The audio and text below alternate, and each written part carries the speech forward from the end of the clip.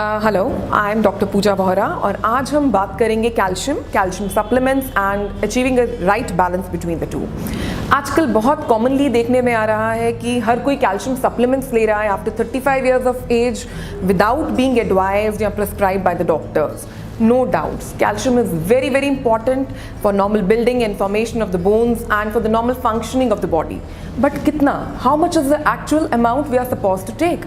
The normal recommendation for the calcium is 1000 milligram for both men and women, which increases to 1200 milligram for women above 50 years and men above 70 years of age.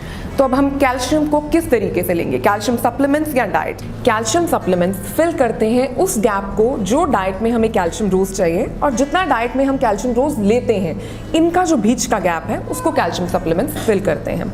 लेकिन आज हम focus करेंगे natural calcium through the normal diet जो हमारी normal diet में आता है।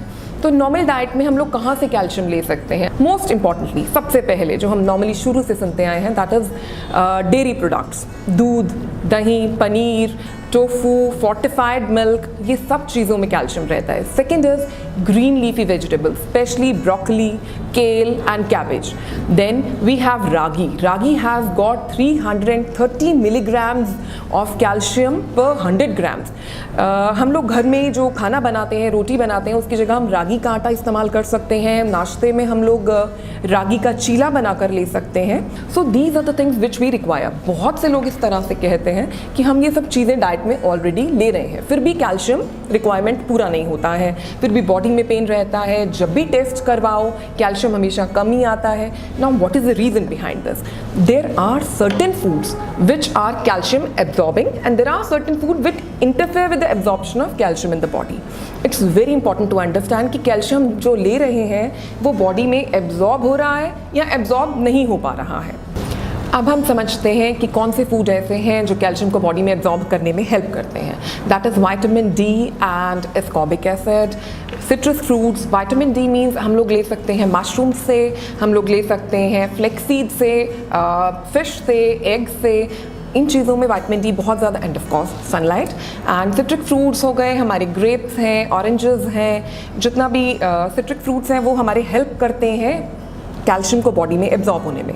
The fruits which have got oxalate and phytic acids वो इंटरफेयर करते हैं बॉडी को कैल्शियम में एब्जॉर्ब होने में। So we have to make sure हम कोई ऐसा भी फूड नहीं लें, कॉम्बिनेशंस नहीं रखें जिससे हमारा कैल्शियम बॉडी में एब्जॉर्ब नहीं हो। लाइक पालक, स्वीट पोटैटोज, व्हीट ब्रान, इन चीज़ों को हमें कैल्शियम रिच फूड्स को साथ लेने से अवॉइड करना चाहिए। So there should be basically a gap of 2 hours between taking the calcium binding foods and the food which are rich in calcium.